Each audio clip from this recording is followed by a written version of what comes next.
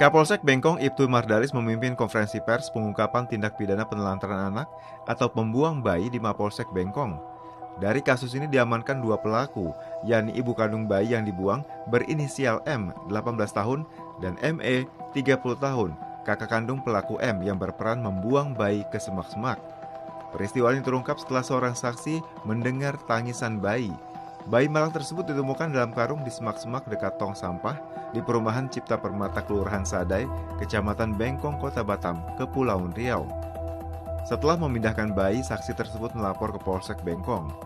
Dari penyelidikan diperoleh informasi dari masyarakat bahwa ada seseorang yang hamil dan sudah melahirkan, tapi tidak diketahui keberadaan bayinya.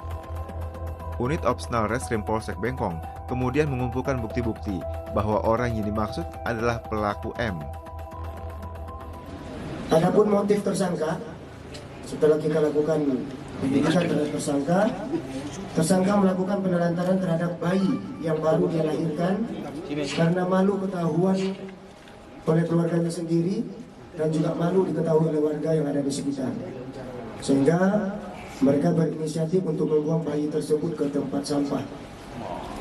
Adapun barang bukti yang kita amankan, 1 buah karung beras warna putih, dan juga bayi tersebut yang saat ini sedang dipelihara oleh salah satu anggota kita. Kemudian saksi-saksi yang mengetahui kejadian tersebut, ini ada 2 orang masyarakat, yaitu Bapak Nurdin dan Husnul Khatimah. Kemudian anggota kita yang ke TKP pada saat itu, Bribka Wen Priyadi dan Bribka M Iqbal. Uraian singkat kejadian, lalu kami sampaikan di sini bahwa kejadian ini terjadi pada hari Minggu, tanggal 28 Agustus, sekira pukul 03.30. Ini dia buangnya sekitar pukul 03.30. Tapi rentetan sebelum itu, TSK yang pertama ini pada pukul 01 merasa mulas sakit perut.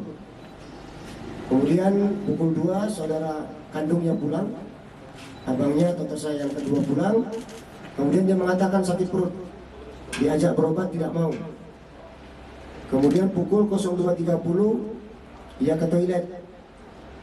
Ternyata di toilet melahirkan.